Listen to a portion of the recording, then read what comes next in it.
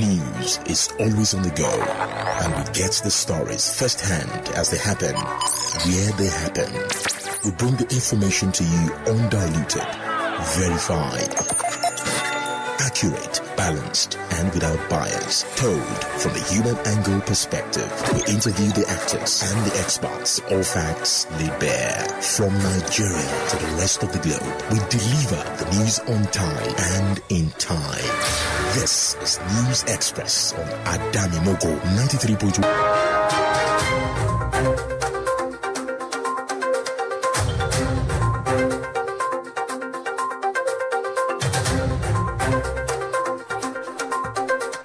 On News Express this evening,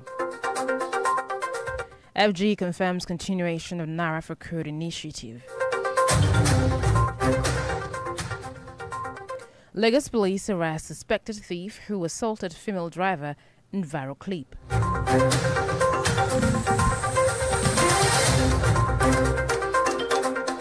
Protests rock Kogi, Ondo over heightened insecurity, non-payment of outstanding salaries. Good evening and welcome to News Express on Adami Mogo 93.1 FM Lagos, a blend of national, local, political, international sports and entertainment news. I am Ogi. Mark another news in detail. The federal government has confirmed that its Naira for Crude initiative with local refineries is still in effect and will continue indefinitely.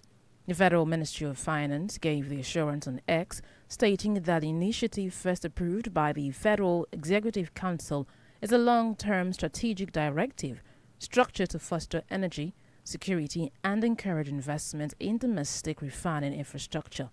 The ministry explained that the policy is aimed at strengthening the country's economic sovereignty, enhancing local refining capacity and stabilizing the foreign exchange market by reducing the demand for dollars in domestic petroleum sanctions. While acknowledging that the transition involves complexities, the government admitted that existing challenges are addressed.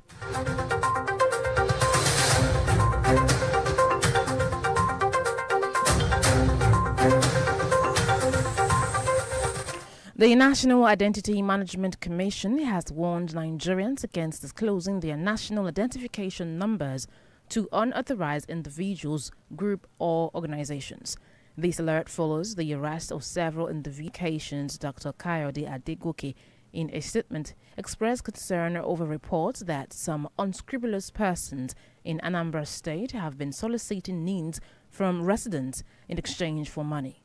NIMSIS described the activity as illegal, noting that it violates the NIMSIS Act, stating that security operatives are actively apprehending those behind the unlawful scheme. And now turning to the metropolis, the Lagos State government has reiterated its commitment to the implementation of monthly, quarterly and yearly rent payment. The Commissioner for Housing in the state, Moruf Fatai, and the Special Advisor to the Governor of the State on Housing, Barrister Barakat Bakari, gave this commitment and charge during an exploratory meeting with executives of Estate Rent and Commission Agent Association of Nigeria. Fatai urged estate agents and similar bodies to come out strongly against quacks who encourage property owners to increase rent arbitrarily and create fees unknown to real estate transactions of Lagos State. He further advised ERCAN members to help spread the promotion of monthly, quarterly and yearly rent amongst its members. The Commissioner also stated that the state government discriminate practice, make rent affordable, guarantee the interest of property owners and continuity of regular payment of rent by tenants.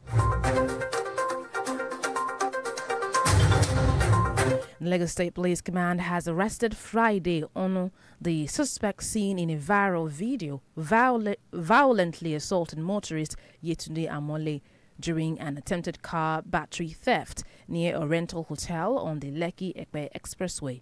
Command spokesman CSP Benjamin Kodane confirmed Ono's arrest by Morocco's division officers, but noted court proceedings were delayed after suspect fell ill in custody. He said Onu is currently receiving treatment at Falomo Police Hospital near the Oriental Hotel, claiming he was heading to the Nigerian law school. According to her, she became suspicious when she caught a glimpse of him through her rear view mirror, allegedly attempting to remove her car battery.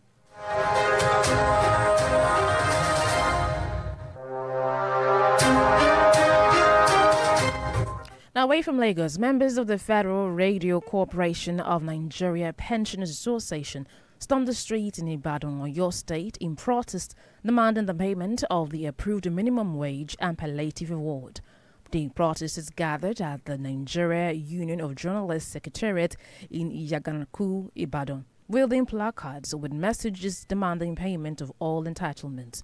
The chairman of the association, Shola Ogumola, who led the protest, explained that while theirs, Ogumola highlighted that the recent 32,000 naira addition to the pensioners' monthly dues based on the new minimum wage of 72,000 naira now to take effect in July 2024 has not been implemented for FRC and retirees.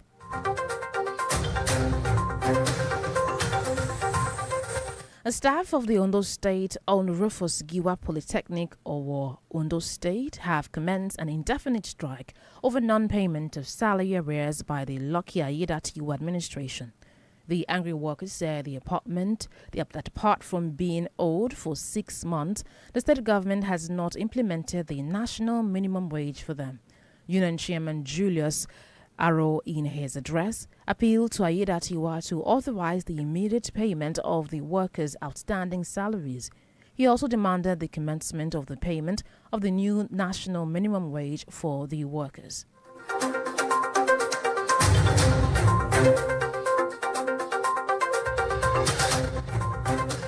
Meanwhile, some angry women from Okere in the Yagba West local government area of Kogi State stormed the streets to protest heightened insecurity in the community. The women, mostly elderly, appeared half-dressed, holding sticks and leaves. They cried and sang about the constant attacks, kidnapping and killings happening around them.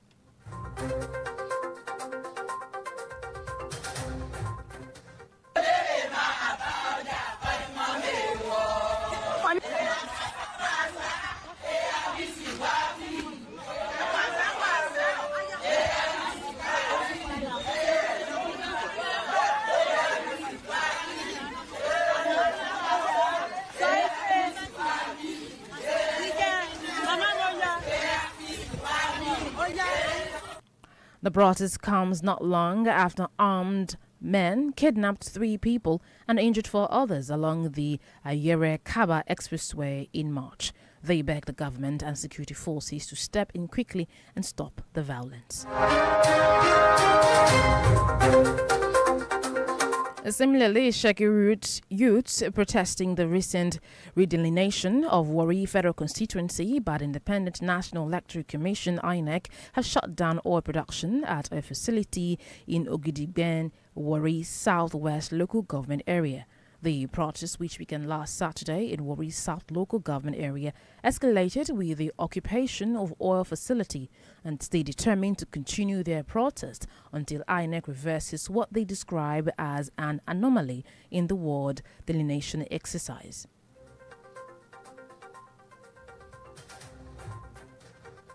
The call on INEC chairman Mahmood Yakubu and order him that the declaration of election results is not the same thing with giving report of ward delineation.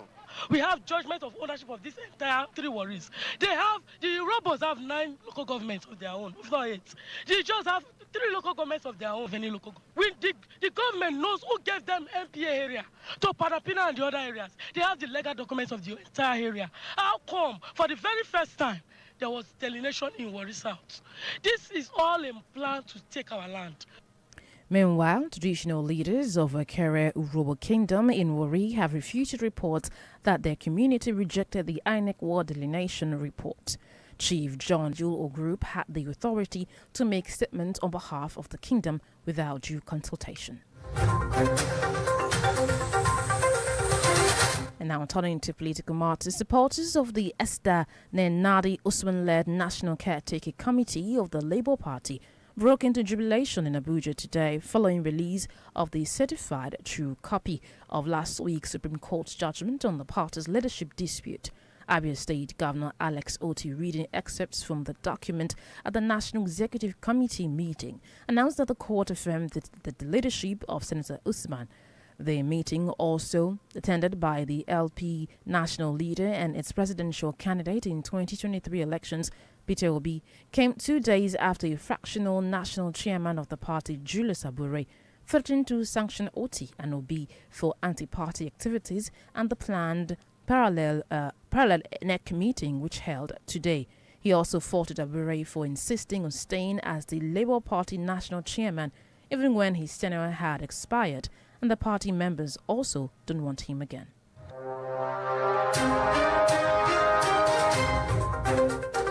Coming up on News Express on Sport, Victor Moses, Luton Town mutually part ways. On entertainment, Colombian court sanctions J Balvin, Karol G over explicit lyrics in songs.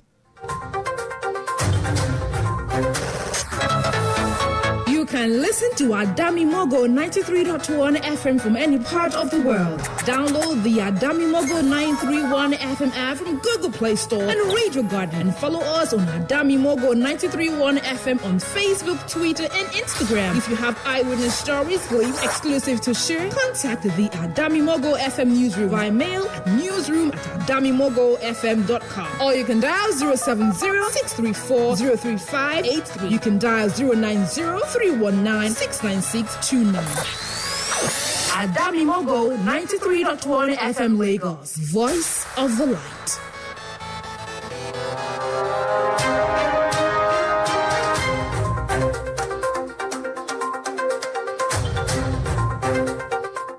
Glad you're still there now to the rest of the news. On business, the Central Bank of Nigeria has announced a balance of payment surplus of $6.83 billion in 2024, an improvement from the $3.34 billion and $3.32 billion in 2023 and 2022, respectively.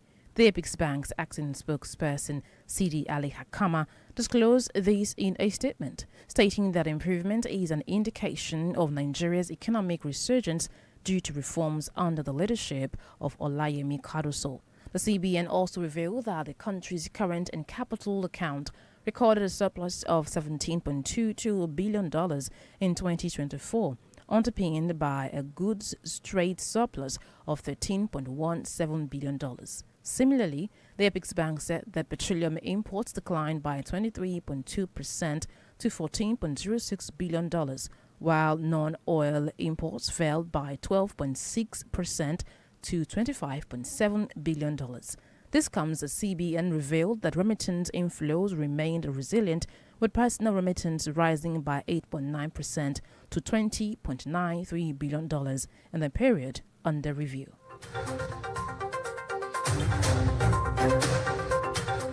Away from Nigeria and to the foreign scene, China and the European Union have announced new trade barriers on U.S. goods today in response to steep duties imposed by U.S. President Donald Trump, escalating a global trade war that has hammered markets and raised the likelihood of recession.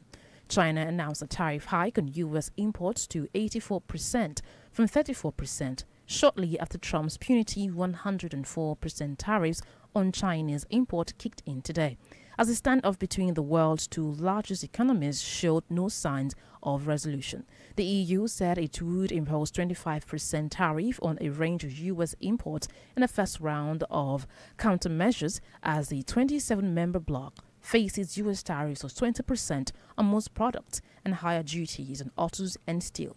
Targeted U.S. duties on dozens of other countries from Japan to Madagascar also took effect, the latest in a thickest of tariffs that are unwinding a global trading order that has been in place for decades. In talking sports, former Super Eagles winger Victor Moses and English Championship side Luton Town have mutually agreed to part ways. Moses joined Luton Town last summer after his contract with Russian club early in the campaign, but his form declined as the season progressed. Following discussions between both parties, it was agreed that Moses would leave the club at the end of the 2024-2025 season.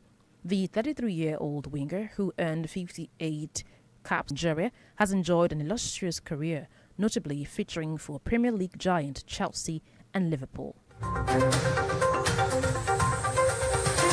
Still in sport, Novak Djokovic suffered a straight-set defeat to Alejandro Tabilo, while Carlos an unexpected 6-3, 6-4 defeat on the clay court. His best wins has beaten the Serb last year.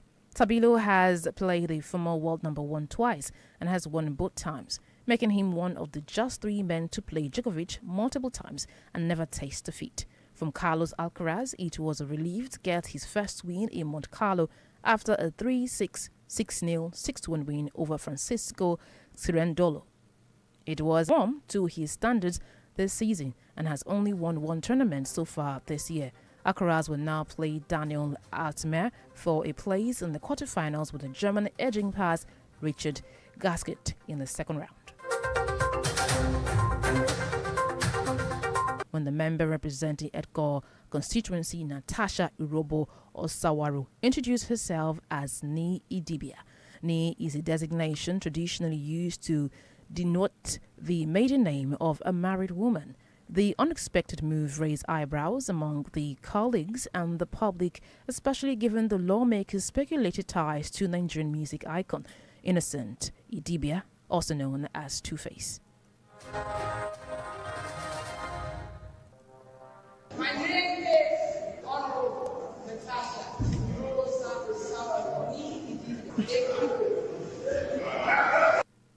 Her introduction comes barely 2 weeks after she updated her Instagram bio to include Idibia on March 29th, which coincided with a social media post by Annie Idibia, the singer's estranged wife, who reverted to her maiden name, Macaulay. Outside Nigeria, on the entertainment scene, a high court in Colombia says a song recorded last year by urban music stars J Balvin and Carol G rights of children because its lyrics sexualized minors. In a 14-page ruling, the court ordered Carol G, J Balvin, and several other reggaeton, which is named after Colombia's telephone country code, talks about a young woman who goes partying despite having an owner. The woman, who has been a hot mama since she was 14, enters a disco and begins to do shots. The lead singer, Carol G, has now apologized and rephrased the lyrics to reflect 18 instead of 14.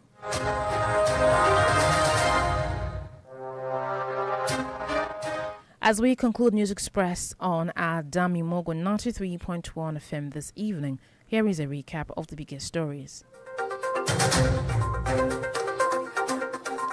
We told you that the federal government has confirmed that its Naira for Crude initiative with local refineries is still in effect and will continue indefinitely.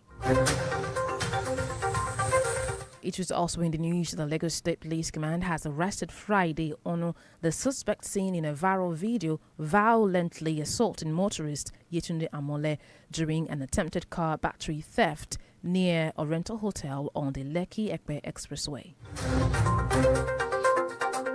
It was also in the news the staff of the Ondo State-owned Rufus Giwa Polytechnic Owo Ondo State commenced an indefinite strike over non-payment of salary arrears by the Lucky Ayida Tiwa administration. Also, some angry women from Oshie and the community.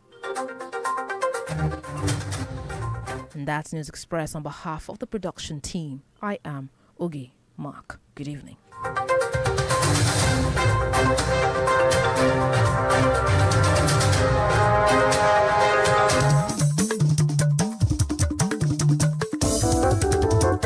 àsìkò ìròyìn ti tó bóyá ẹ jẹ́ ká jọgbọ́n lónílé lálejò bóyá lọ́mọdé lágbà ó ẹ mú kalẹ̀ owó ẹ mú kalẹ̀ ọ̀dẹ ojúlówó rédíò yìí lẹ ti máa gbọ́ 93.1 FM ìkànnì tó tayọ Lẹ́kì la máa fi kalẹ̀ sí nígboro Èkó Àdámímọ́gò FM bóyá.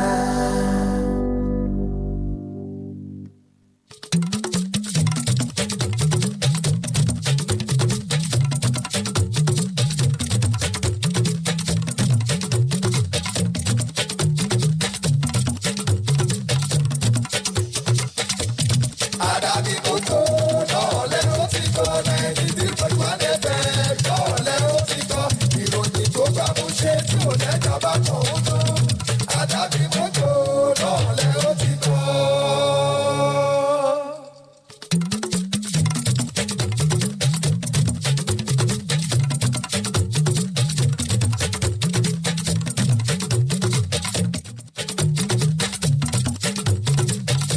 mo kí wa pé a kú dédé àsìkò yìí àsìkò iṣẹ́ látàárọ̀ àkótán ìròyìn ló ń dé sétí gbọ̀nyìn láti ìkànnì adámimógo 93.1 FM olúyẹmí oyèníran lórúkọ tí mò ń jẹ́ ṣáájú ẹ̀gbọ́ kókó ní ìròyìn náà.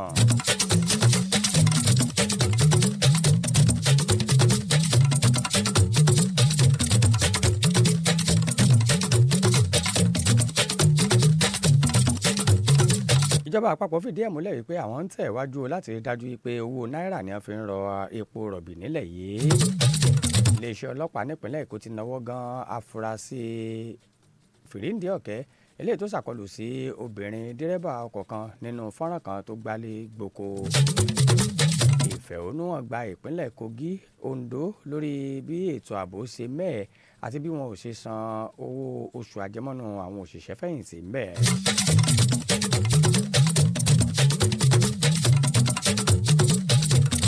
ìròyìn ọ̀rẹ́ lẹ́kùnrẹ́rẹ́ ìjọba àpapọ̀ ilẹ̀ yìí ti fìdí ẹ̀ múlẹ̀ wípé mímọ́ ta epo rọ̀bì ilẹ̀ yìí ní owó náírà pẹ̀lú àwọn ẹbù fọpo lábẹ́lé ó ní ó sì ń lọ lọ́wọ́ tó sì jẹ́ pé yóò tẹ̀ wájú títí láì àti láíláí.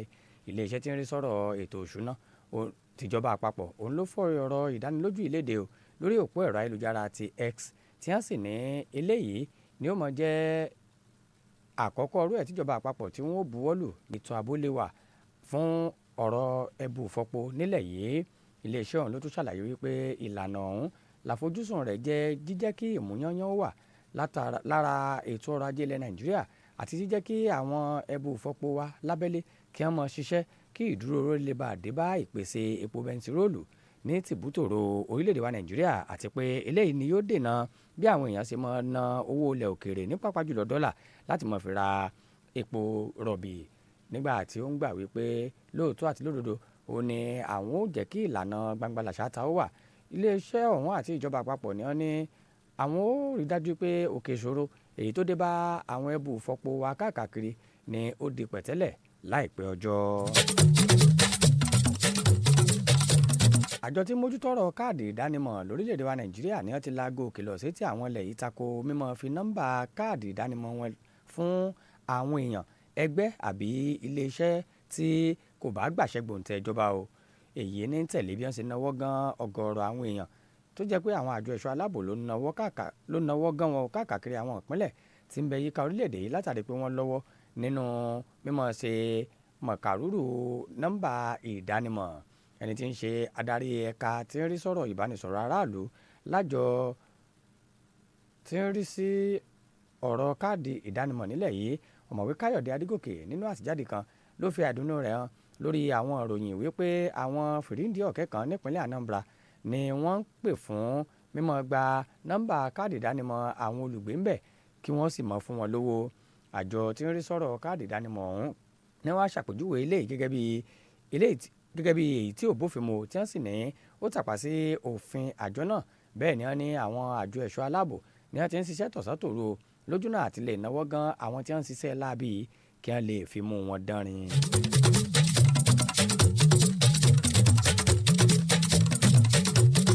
ìjọba ìpínlẹ̀ èkó ni wọ́n tún ti kéde ìfarajìn wọn sí ṣíṣàmúlò jíjẹ́ kí àwọn èèyàn ó máa sanwó ilé lóṣooṣù lóṣù mẹ́ta àbí lọ́dọọdún. ẹni tí ń ṣe kọmíṣánná fọ́rọ̀ lẹ́gbẹ̀ẹ́ nípínlẹ̀ èkó moruf akindẹ́rù fatai àti olùbádámọ̀ràn àgbà pàtàkì sí gómìnà ìpínlẹ̀ èkó lórí ọ̀rọ̀ ilégbèé barakat odunuga bakare ni a fi ìdí ìfarajìn ni a fi léde o tí wọ́n sì ní níbi ìpàdé kan eléyìí tó wáyé pẹ̀lú ẹgbẹ́ àwọn tí ń rí sọ̀rọ̀ àwọn ayálégbé àti àwọn ilégbèé aládàáni ìyún estate ní ìpínlẹ̀ yìí. akindẹ́rù fatai ló rọ àwọn tí wọ́n bá yàn wálé ọ̀hún wípé kí wọ́n dákun dábọ̀ kí wọ́n jáde tako àwọn ayédèrú abániwálé tí wọ́n mọ̀ kùnyùmùnyùmù sí àwọn onílé tí wípé kí wọ́n dákun dábọ̀ mú àlékún bá owó ilé wọn o tí wọ́n sì ní eléyìí ni mo sábà fa àìtètè rówó ilé san fún àwọn ayálégbé nípìnlẹ̀ Èkó. Bẹ́ẹ̀ ló tún rọ àwọn ọmọ ẹgbẹ́ náà pé kí wọ́n dákun dábọ̀ bẹ̀rẹ̀ sí ní mọ́ fọ́n rere jíjẹ́ kí àwọn ayálégbé ó máa sanwó lóṣooṣù, lóṣù mẹ́ta àbí ní ọdọọdún kí ó lè bá jẹ́ ìrọ̀rùn fún wọn o. Kọmíṣánná ọ̀hún ló tún ní ìjọba ìpínlẹ̀ Èkó ló ṣetán láti fọwọ́sowọ́pọ̀ pẹ̀lú gbogbo àwọn ẹni ọ̀rọ̀ kan lójú náà àti mọ́ fọ́n rere mi ìlànà mímọ́ sanwó ilé kí wọ́n kó lè bá mọ́ rọ̀ wọ́n lọ́rùn, kó sì mọ̀ sí wípé ayálégbé oúnjẹ onílé lówó ọdún gẹ́gẹ́ àbí oṣù gẹ́gẹ́. Túwẹ̀ iléeṣẹ́ ọlọ́pàá nípínlẹ̀ Èkó ni wọ́n ti láwọn náwó gan ọkùnrin kan tórúkọ rẹ̀ ń jẹ́ Friday ọ̀nà tó jẹ́ sí awakọ̀ lóbìnrin kan ìyẹn Oyètúndé Àmọ̀lé nígbà tí ń gbìyànjú láti jí bátìrì ọkọ̀ onítọ̀hún ní ìtòsí ilé ìtura Oriental tó wà lójú ọ̀nà Lekki Ẹ̀pẹ́. Ẹni tí ń ṣe agbẹnusọ fún iléeṣẹ́ ọlọ́pàá nípínlẹ̀ Èkó Benjamin Hundeyin ló fìdí ìnáwó gan ọ̀nà múlẹ̀ o, tó sì ní iléeṣẹ́ ọlọ́pàá tí ń bẹ ní Márọ̀kọ́ ní ọ̀nàwó gan o, àmọ́ tó ní ìgbẹ́jọ́ onítọ̀hún ní akùdédé bá lẹ́yìn tí ó bẹ̀rẹ̀ sí ní sòjòjò ní àkàtà àwọn ọlọ́pàá. Wọ́n ní ọ̀nà ni ó ti ń gba ìtọ́jú báyìí o ní ilé ìwòsàn àwọn ọlọ́pàá tó ń bẹ ní Falọ́mọ lábẹ́ àmójútó àwọn ọlọ́pàá. Àmọ̀lé nínú fọ́nrán ọ̀hún ni ó sọ ntójú ẹ̀rí lọ́wọ́ agbèrò náà tó ṣe ní ó wọ ọkọ̀ òun gẹ́gẹ́ bí èrò ọkọ̀ ní ìtòsí ilé ìtura ńlá Oriental tó sì ní òun lọ sí agbègbè law school, àmọ́ ó ní òun bẹ̀rẹ̀ sí ní fura sí onítọ̀hún o ní kété tó ń wò ó láti inú gíláàsì tí ń bẹ́nu ọkọ̀ òun bí ṣe ń gbìyànjú láti yọ bátìrì ọkọ̀ òun.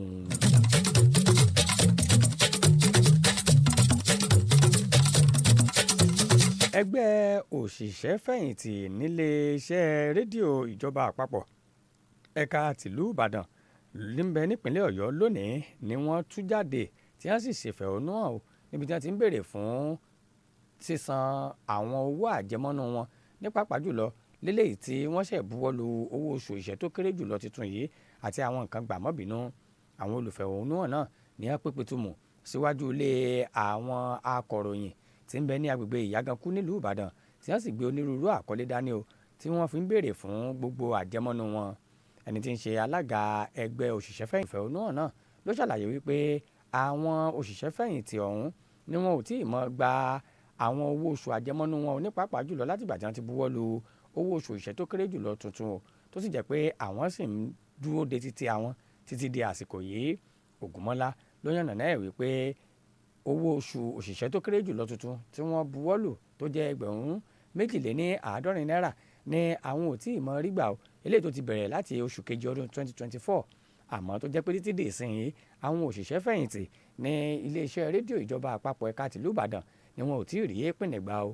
Ògúnmọ́lá wá rawọ́ ẹ̀bẹ̀ síjọba àpapọ̀ pé kí wọ́n dákun dábọ̀ tètè dá sí ọ̀rọ̀ yìí kó tó di pé yóò di iṣu àtàyànyàn.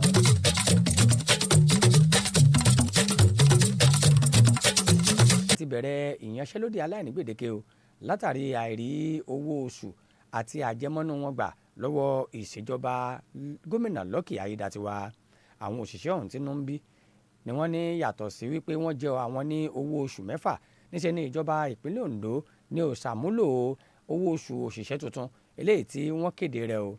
Ẹni tí ń ṣe alága ẹgbẹ́ ọ̀hún Julius Olúgbénga Àró nígbà tí ó ń bá àwọn èèyàn sọ̀rọ̀ ló rawọ́ ẹ̀bẹ̀ sí gómìnà Lucky Ayédatiwa pé kó yá tètè pa láṣẹ kí wọ́n bẹ̀rẹ̀ sí ní san owó oṣù òṣìṣẹ́ tó kéré jùlọ tuntun fún àwọn òṣìṣẹ́ nípínlẹ̀ Ondo ní pàápàá jùlọ àwọn òṣìṣẹ́ nílé ẹ̀kọ́ gbogbo ńṣe Rufus Giwa tó wà nílùú Ọ̀wọ̀, àti pé owó oṣù mẹ́fà tí wọ́n jẹ àwọn sẹ́yìn ló gbúdọ̀ di sísan o. Bẹ́ẹ̀ náà tún ń béèrè fún bíbẹ̀rẹ̀ sí ní máa san àwọn owó fún àwọn òṣìṣẹ́ ńbẹ ní pàápàá jùlọ owó oṣù òṣìṣẹ́ tuntun eléyìí tíjọba àpapọ̀ tí wọ́n ṣẹ̀ jà ló ń tẹ̀.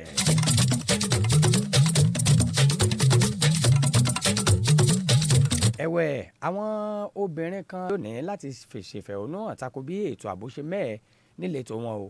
Àwọn obìnrin ọ̀hún tí wọn ò wọṣọ dókè délẹ̀ ni wọ́n kó igi dání o tó fi mọ́ ewé fún bí wọ́n ṣe ń wòye ìdí ẹ̀ tí wọ́n ṣe wá ń ṣàkọlù sí àwọn tí wọ́n sì ń jí àwọn gbé, bẹ́ẹ̀ ni wọ́n tún ń pa wọ́n nípa àyà ní ìletò wọn.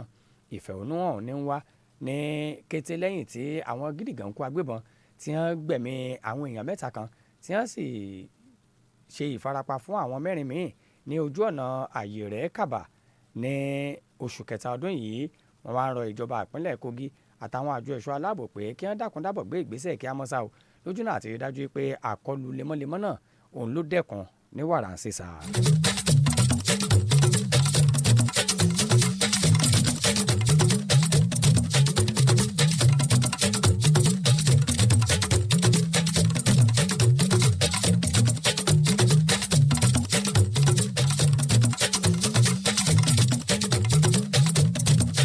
ẹ̀wẹ̀ àwọn ọ̀dọ́ láti ẹkùn òdìbò ilẹ̀ yìí bí wọ́n ṣe kọjú sí ọ̀nà ọ̀dọ̀ wọn nígbà tó bá di ètò ìdìbò bẹ́ẹ̀ náà ni wọ́n ti lọ rèé gbégidínà mímọ́ pèsè epo bẹntiróòlù nílé iṣẹ́ ìfọpo eléyìí tó wà ní Ògidìgbẹ̀n níjọba ìbílẹ̀ gúúsù Wọrí. Àwọn olùfẹ̀hónúhàn ọ̀hún tí wọ́n bẹ̀rẹ̀ ìfẹ̀hónúhàn lóòjọ́ sátidé ọ̀sẹ̀ tó kọjá níjọba ìbílẹ̀ gúúsù Wọrí ní ìfẹ̀hónúhàn náà ló ti wá tàn káàkiri tìbútòrò ìjọba ìbílẹ̀ náà báyìí o tó sì jẹ́ wípé wọ́n ti lọ rèé gbélẹ̀kùn ẹbu ìfọpo tí ń bẹ lágbègbè wọn ti pa tí wọ́n ní àwọn ò ní jẹ́ kó dé ní pàápàá jùlọ ọ̀kẹ́rẹ́ ti Ìròbò Kingdom ní Wọrí ló ti kọ̀jálẹ̀ láti sọ̀rọ̀ lórí in tí ń ṣẹlẹ̀ látàrí bó ṣe jẹ́ wípé àjọ INEC ni wọn ò fojú re sọ́nà ọ̀dọ̀ wọn lápá abẹ́. Olóyè John Edgar ló kọ àwọn èèkàn orí adé ní agbègbè ọ̀hún nínú àtijáde kan ló tẹpẹlẹ mọ́ wípé àwọn ẹkùn náà ni wọ́n sì ń wòye in tó ṣokùnfà bí àjọ INEC kì í ṣe fojú re wò wọ́n ní agbègbè ọ̀hún.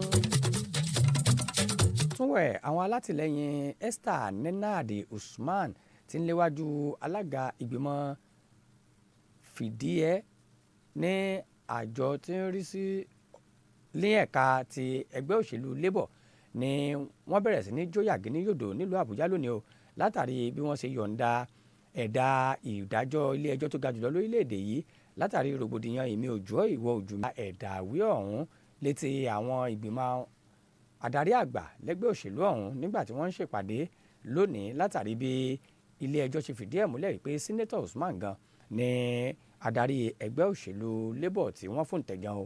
Ìpàdé ọ̀hún ni ọmọ oyè nínú ètò ìdìbò 2023 lẹ́gbẹ́ òṣèlú Labour Peter Obi ni òun náà ti kópa tó sì ń wá lọ́jọ́ méjì lẹ́yìn tí igun kan lẹ́gbẹ́ òṣèlú ọ̀hún eléyìí tí Julius Abure Nkosodi tí wọ́n ń dúnkokò láti fìyà jẹ gómìnà Alex Otti àti Peter Obi lórí ẹ̀sùn wípé wọ́n ń ṣiṣẹ́ tako ẹgbẹ́ ọ̀hún. Bẹ́ẹ̀ ni wọ́n tún yẹ̀gẹ́nu sí Abure fún bó ṣe ń tẹpẹlẹ mọ́ wípé òun sì fẹ́ dúró gẹ́gẹ́ bí alága gbogbogbò fẹ́gbẹ́ òṣèlú Labour ìyún lẹ́yìn ìgbà tí sáà rẹ̀ gẹ́gẹ́ bí alága ẹgbẹ́ òṣèlú ọ̀hún tó ti tẹnubẹ́po.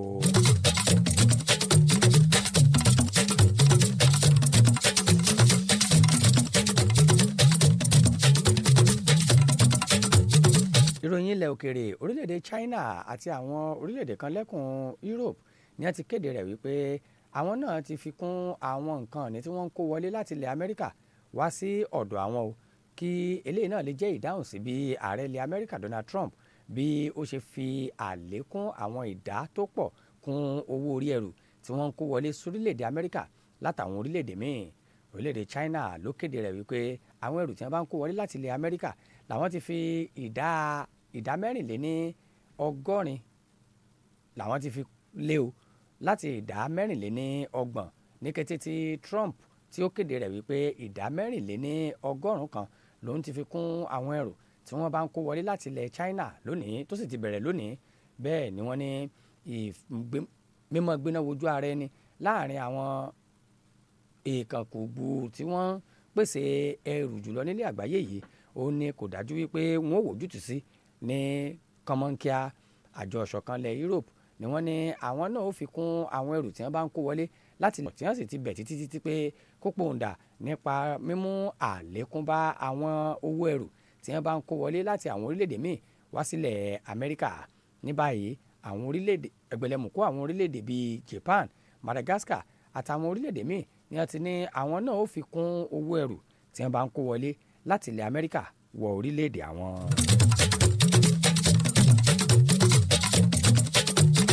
ìròyìn aré ìdárayá gbajúgbajà tamátàsé fún ikọ̀ Super Eagles tẹ́lẹ̀ Victor Moses ló ti pín gàárì kọ́pọ̀ pẹ̀lú ikọ̀ ẹgbẹ́ bọ́ọ̀lù Luton Town tí wọ́n sì ti gbà wípé kó máa lọ lálàáfíà. Moses ló darapọ̀ mọ́ Luton Town ní sáà tó kọjá lẹ́yìn tí ìsìngbà rẹ̀ pẹ̀lú Spartak Moscow tí ó tẹnubẹ́po.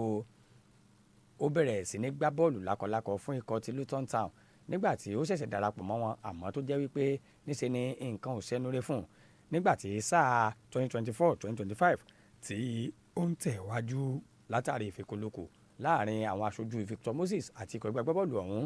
Níṣe náà fẹ́nu kò wípé kí Victor Moses kó fi ikọ̀ ẹgbẹ́ agbábọ́ọ̀lù náà lẹ̀ o ní òpin sáà tí a wà yìí.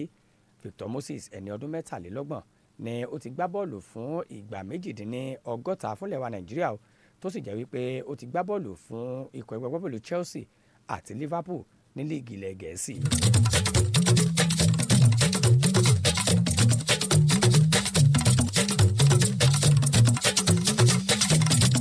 Àkótán ìròyìn fún tìrọ̀lẹ́ òní tó wá sópin kókó inú ẹ̀ rèé lẹ́ẹ̀kan sí i.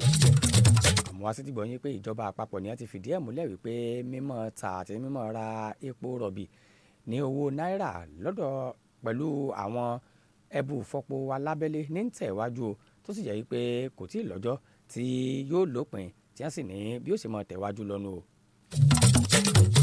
Àbòyìnbó wípé iléeṣẹ́ ọlọ́pàá nípínlẹ̀ Èkó ni wọ́n ti fìdí ẹ̀ múlẹ̀ wípé àwọn ti náwó gan Friday ọ̀nà ẹni tó jẹ́ afurasí tí wọ́n rí nínú fọ́nrán kan tí wọ́n ló ṣàkọlù sí obìnrin kan tó jẹ́ awakọ̀ ìyún Yétúndé Àmọ̀lé nígbà tí ń gbìyànjú láti jí bátìrì ọkọ̀ onítọ̀hún ní agbègbè ilé ìtura Oriental tó wà lójú ọ̀nà márosẹ̀ Lekki Ẹ̀pẹ́. Àmọ́ wá sí ti gbọ́ yín wípé àwọn òṣìṣẹ́ nílé ẹ̀kọ́ gbogboǹṣe Rufus Giwa tí ń bẹ ní ìlú Ọ̀wọ̀ nípínlẹ̀ Ondo ni wọ́n ti bẹ̀rẹ̀ ìyanṣẹ́lódì aláìní gbèdéke o látàrí bí ìjọba gómìnà Lucky Ayédatiwa tìpínlẹ̀ Ondo bí ó ṣe san owó oṣù wọn ní pàápàá jùlọ owó oṣù 6 tí wọ́n jẹ wọ́n sẹ́yìn. Àkótán ìròyìn fún ti àkókò èkó ní jù báyìí lọ. Ó gé